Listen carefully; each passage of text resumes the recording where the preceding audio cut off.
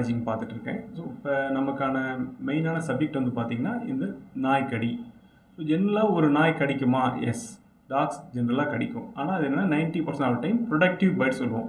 ஒரு ஒரு அனிமலுக்கும் ஒரு பிஹேவியர் இருக்க மாதிரி, இப்போ மாடுனா முட்டும், குதிரைனா உதைக்கும், நாய்னா கடிக்கும். அதான் அதுக்கான ப்ரொடக்டிவ் டிஃபென்ஸ். அது எந்த நேரத்தில் அதை பண்ணுது அப்படிங்கிறது தான் நம்மளோட மெயினான subjects. Most of the time ஒரு டாக் அதை ப்ரொடெக்ட் பண்ணிக்க கடிக்கும்.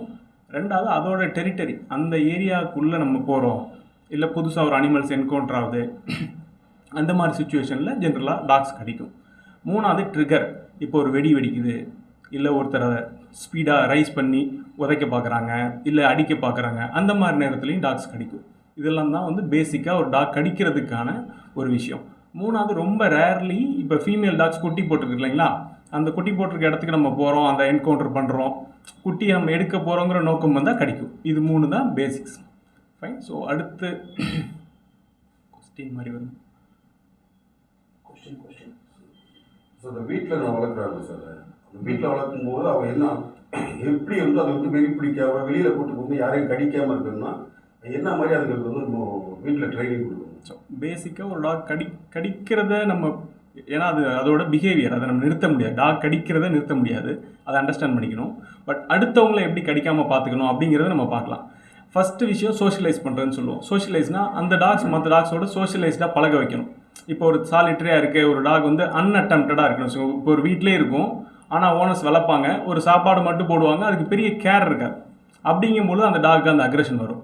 நீங்கள் ஈவன் தோ இப்போ அதே போல் கடிக்கிற எல்லா நாயும் வெறிநாய் நோய் இருக்க நாய் தான் கடிக்கணுங்கிறது இல்லை. ஒரு நார்மல் பெட் டாகோ இல்லை வீட்டுக்கு வெளியில் இருக்க டாகோ எது வேணாலும் கடிக்கிறதுக்கான பாசிபிலிட்டி இருக்குது.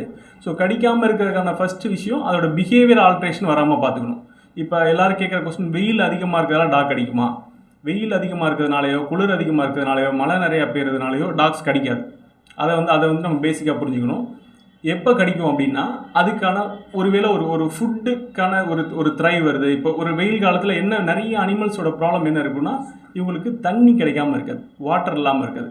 வாட்டர் டெப்ரிவேஷன் வரும்பொழுது அது அங்கங்கே தண்ணி தேடி அலைஞ்சிட்டு இருக்கும்போது ப்ராப்ளி சில என்கவுண்டர்ஸ் இருக்கலாம். பட் அது வந்து ரேர் ஆப்ஷன் தான். ஏன்னா இப்போ நிறைய பேர் 90% ஆஃப் டைம் நிறைய அனிமல்ஸ்க்கு வந்து ஃபீட் பண்ணுறாங்க, வாட்டரிங் கொடுக்குறாங்க, அதுவுமே ரொம்ப லெஸ் பர்சன்டேஜ் தான். பட் ஏன் கிட்ஸை கிடைக்குது எஸ்பெஷலி அப்படின்னா, நம்ம வந்து கிட்ஸை தான் நிறைய சோஷியலைஸ் பண்ணணும். எல்லா ஸ்கூல்லையுமே இந்த அவேர்னஸ் கொடுக்கணும். என்ன ஜென்ரலாக சோஷியல் அனிமல்ஸ் இருக்கும்பொழுது ஒரு அனிமலை போனால், இப்போ நம்ம சின்ன பையனே இருக்கான், ஒரு பக்கத்து டாக் ஏன் அவனை மட்டும் கார்னர் பண்ணுதுன்னா, அவன் டாக் உள்ளே இருக்கும்போது என்ன பண்ணுறான், அது ஒரு டாயாக நினைக்கிறான், அதுக்கிட்ட விளாட்றது, சின்ன கல்லை போட்டு பார்க்குறது, அதை அந்த மாதிரி ட்ரிகர் பண்ணிகிட்டே இருக்கும்போது அது என்ன பண்ணுவோம், அதோட என்கவுண்டரை யோசிச்சுட்டே இருக்கும். என்னைக்கு அதுக்கு வாய்ப்பு இருக்குது, ஒரு கேட் திறந்துருக்கு, இல்லை பையன் ஃப்ரீயாக இருக்கான்னா அப்போ வந்து அட்டாக் பண்ணும். ஸோ அது வந்து நாட் ஓன்லி நீங்கள் நினைக்குமா ராட்வீலர் இல்லை, ஒரு நாட்டு நாய் கூட கடிக்கலாம். ஸோ பேசிக்காக இன்னொரு விஷயம் நம்ம ஊரில் லேகிங் வந்து என்னென்னா அந்த சோஷியலைசேஷன் இல்லாது தான். இப்போ இதே ஃபாரினில் போனால் இதே டாக்ஸ் பஸ்ஸில் ட்ராவல் பண்ணுது, ஒரு ஃப்ளைட்டில் வருது, நம்ம ட்ரெயினில் ட்ராவல் பண்ணுது, எல்லாத்துலேயும் ட்ராவல் பண்ணுதுன்னா அந்தளவு அவங்க வந்து சோஷியலைஸ் பண்ணியிருக்காங்க. இங்கே வந்து இன்னும் நிறையா அந்த பிஹேவியரல் ட்ரைனிங்ஸு அந்த மாதிரி விஷயங்கள் நம்ம நிறையா இங்கே செய்ய வேண்டியது இருக்குது. இன்னொன்று ஒரு பேசிக்காக டாக்ஸ் வச்சுருக்கும் போது அதுக்கு வந்து நம்ம தகுந்த கேர் கொடுத்துருக்கணும், நல்ல ஃபுட்டு கொடுத்துருக்கணும், அதுக்கான இடம் கொடுக்கணும், அதுக்கான உணவு முறைகளை கரெக்டாக ஃபாலோ பண்ணணும், தடுப்பூசிகளை கரெக்டாக போட்டுருக்கணும், இதெல்லாம் செய்யணும். இது வந்து ரொம்ப அவசியமானது ஒரு டாக் ஓனர் சைடில். இப்போ வெளியே ஸ்ட்ரீட் டாக்ஸ் இருக்கிறதுல வந்து என்னென்னா நம்ம ஃபீட் பண்ணலாம். இப்போ மோஸ்ட் ஆஃப் எல்லா கார்பரேஷன்ஸுமே பார்த்தீங்கன்னா கருத்தடையை ரொம்ப பர்ஃபெக்டாக எக்ஸிக்யூட் பண்ணுறாங்க. அதனால வந்து எல்லா இடத்துலையுமே டாக்ஸோட கவுண்ட் குறைஞ்சிட்டு தான் இருக்குது. பட் இருக்க டாக்ஸை வந்து என்னென்னா யாரும் ட்ரிகர் பண்ணாமல் பார்த்துக்கணும். அதான் நான் சொல்ல வேண்டிய விஷயம். இதில் திருப்பி என்னென்னா, ஒரு டாக் போனால் அதை கல்லை வச்சு அடிக்கிறது, இல்லை அது பக்கத்தில் போய் வேகமாக ஹார்ன் அடிக்கிறது, பைக்கை ஸ்பீடாக திருவுறது, காரில் போனால் வேகமாக ப்ளோ பண்ணி, அந்த மாதிரி நீங்கள் ப்ளோ பண்ணி ஹாரன் பண்ணும்போது அந்த சத்தம் அதுக்கு சின்ன வயசுலேருந்து கேட்டு இரிட்டேட் ஆகும்பொழுது, அந்த சத்தம் வந்தாலே சில டாக்ஸ் பார்த்திங்கன்னா பர்டிகுலராக காரை மட்டும் துரத்தும், சில டாக்ஸ் பார்த்திங்கன்னா பர்டிகுலராக டூ வீலர்ஸை மட்டும் சேஸ் பண்ணும். அதே போல் எப்போ டாக் சேஸ் பண்ணாலுமே அப்போ நீங்கள் ஜென்ரலாக வெஹிக்கிளோட ஸ்பீடை கம்மி பண்ணிக்கிறது நல்லது. இல்லைன்னா அது வேகமாக வந்து பிடிக்க பார்க்கும். இப்போ சைக்கிள்லேயே போகிறீங்கனாலுமே அதே போல் என்கவுண்டர்ஸ் பண்ணும்பொழுது டாகை டைரக்ட் கான்டாக்ட், நீங்கள் கண்ணை பார்த்து பேசிக்கிட்டே இருந்தீங்க, கண்ணை பார்க்குறீங்க, அதை சேலஞ்ச் பண்ணுற மாதிரி திங்க் பண்ணும். அப்போ சேலஞ்ச் பண்ணால் அது இன்னும் ஃபோர்ஸிபிள் ஆகும். ஸோ அந்த சேலஞ்சஸை கொஞ்சம் மினிமைஸ் பண்ணிக்கலாம். அந்த மாதிரி விஷயங்கள் நம்ம வந்து செய்யலாம். அது மூலியமாகவும் நம்ம இதை கட் பண்ணலாம். வெளியில் கூட்டு போகும்போது சார் கட்டாயம் இணைப்பு சங்கிலி அதுக்கு வந்து முகக்கவசம் அணின்னு சொல்லியிருக்காங்க. இதை வந்து மக்கள் வந்து வெளியில் கூட்டு போகும்போது அதை ஃபாலோ பண்ணணுங்கிற மாதிரி. அதே போல் இன்ஸ்ட்ரக்ஷன்ஸ் வந்து பார்த்தீங்கன்னா ஜெனரலாக இப்போ ஒரு டாகை நம்ம ஒரு எஸ்பெஷலி நம்ம ஒரு பெரிய டாக்ஸ் எல்லாம் கொண்டு போகிறோம் நிச்சயமாக கவர்டாக தாங்க இருக்கணும். ஏன்னா ஒரு ஃப்ரீ லீஷில் கூட்டிகிட்டு போகிறதுக்கு நம்ம ஊர் கரெக்டான இடம் இல்லை. ரீசன்னா இங்கே நிறைய ட்ரிகர்ஸ் இருக்குது. ஒரு திருநாய் திடீர்னு குறுக்க வரலாம், இல்லை அது அன்எக்ஸ்பெக்டடாக ஒருத்தரை ஒரு சார்ஜ் பண்ணுறதுக்காக ஃபாஸ்ட்டாக போகலாம். அப்படிங்கும்போது நம்ம அன்லீஸ்டாக வச்சுருக்கோம்னா நம்மளால் ஒரு டாக் போய் உங்கள் டாகை இன்னொருத்தரை கடிக்கும்போது உங்களால் போய் பிடிச்சி இழுக்கிறதுலாம் ரொம்ப கஷ்டம். ஏன்னா அது ஃபுல் ஃபோர்ஸில் இருக்குது. இன்ட்டு 3 டைம்ஸ் ஒரு 40 கிலோ இருக்க டாக் 120 கிலோ ஃபோர்ஸில் போய் ஒருத்தர் அட்டாக் பண்ண போகும். அப்படிங்கும்போது உங்களால் அதை இழுக்க முடியாது. சப்போஸ் ஒரு ஏஜ்டு பர்சன் வாக் பண்ணலாம், இல்லை ஒரு சின்ன பையன் வாக் பண்ணலாம், ஒரு வயசானவங்க வாக் பண்ணலாம்.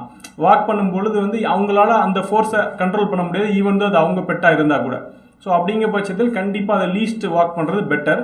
லீஸ்ட் வாக்லேயுமே ஷார்ட் லீஷ் வாக்னு சொல்லுவோம். சின்னதாக குட்டையாக இருக்க அந்த லீஷ்னு இருக்குது.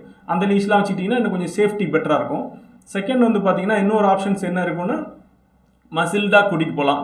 மசில்டா கூட்டிகிட்டு போகும்போது நம்ம திருச்சி மாதிரி ஊர்கள், அதாவது வெப்பநிலை அதிகமாக இருக்க ஊரில் மசில்டா ரொம்ப தூரம் வாக் பண்ண முடியாது. வாக் பண்ணால் அதுக்கு மூச்சு திணறல் வர வாய்ப்பு இருக்குது. இவ்வளோ வெயில் நேரத்தில் நம்ம வாக்கிங் வெளியில் எடுக்கும் பொழுது அது வாயை கட்டி ரொம்ப தூரம் 1 கிலோமீட்டர் தூரம் நீங்கள் கூட்டிகிட்டு போயிட்டு திருப்பி கூட்டிகிட்டு வர்றதுங்கிறது ரொம்ப கஷ்டமான விஷயம் டாக்ஸ் சைடில். அதே போல் அந்தந்த சூழ்நிலை தட்பவெப்ப நிலைக்கு தகுந்த மாதிரி டாக்ஸை சூஸ் பண்ணுறது நல்லது. இப்போ நம்ம ஊரில் வந்து ஒரு சைபீரியன் ஹஸ்கியோ இல்லை ஒரு செயின்ட் பெர்னார்ட்ஸோ அந்த மாதிரி பெரிய டாக்ஸ் எல்லாம் இந்த மாதிரி வாயை கட்டி கூட்டிகிட்டு போகிறது ஆபத்துன்னு தான் நாங்கள் சொல்லுவோம். ஏன்னா அது இங்கேருந்து 1 கிலோமீட்டர் நடந்துட்டு திருப்பி வரும்போது அது வெப்பநிலை ஏறி அங்கேயே மயங்கி விழுந்துடும். நிறைய டைம் ஹீட் ஸ்ட்ரோக் சொல்லுவோம், அது வந்துடும். அதனால சின்ன ப்ரீட்ஸ் நீங்கள் கூட்டிகிட்டு போகும்போதுமே கண்டிப்பாக ஒரு சின்ன கையில் ஒரு ஸ்டிக் வச்சுக்கிறது நல்ல. ரீசன் என்னன்னா சின்ன டாக்ஸ் பார்க்கும்போது வெளியிலேருந்து மற்ற டாக்ஸ் அட்டாக் பண்ண வரும். அப்போ ஒரு ப்ரொடெக்ஷனுக்காக நீங்கள் அதை யூஸ் பண்ணிக்கலாம். ஏன்னா பெரிய டாக்ஸை 90% நீங்கள் கவர்டாக கூட்டிகிட்டு போகலாம், பட் ஃபார் ஷார்ட் டிஸ்டன்ஸ் தான். ஆனால் நம்ம என்னதான் நீங்கள் அந்த மெத்தட்ஸை அதிகப்படுத்துறதை விட பெரிய டாக்ஸை வச்சுருக்கவங்களுக்கு ஒரு பேசிக்கான விஷயம் என்னென்னா அதை வந்து பேஸை ட்ரெயின் பண்ணி அவங்களோட அக்ரெஷனை குறைக்கிறது மட்டும்தான் ஒரே தீர்வாக இருக்குமே தவிர அதை வாயை கட்டி கூட்டிகிட்டு போகிறதோ இல்லை நம்ம லீஸ்டாக கூட்டிகிட்டு போகிறதோ வந்து ஒரு லாங் டேர்ம் தீர்வாக இருக்காது. அதை வந்து எவ்வளோ தூரம் முடியுமோ சோஷியலைஸ் பண்ணி வச்சுக்கிறது நல்லது. அதே போல் நம்மளோட பர்பஸ்க்கு தகுந்த மாதிரி டாக் வாங்கிக்கணும். இப்போ ஒரு அப்பார்ட்மெண்ட்டில் ராட்வீலர் வாங்கக்கூடாது. ஏன்னா நிச்சயமாக அங்கே ஒரு அப்பார்ட்மெண்ட்டில் பெரிய சைஸ் டாகை கொண்டு போய் சின்ன இடத்துல வைக்க முடியாது. அதுக்கான ஸ்பேஸ் நீங்கள் கொடுக்கணும். உங்கள் ஹவுஸ் ஸ்பேஸை பொறுத்து உங்கள் வெட்டினரியனை கேட்டு உங்கள் பர்பஸுக்கு தகுந்த மாதிரி நீங்கள் பெருசாக வாங்கணும்.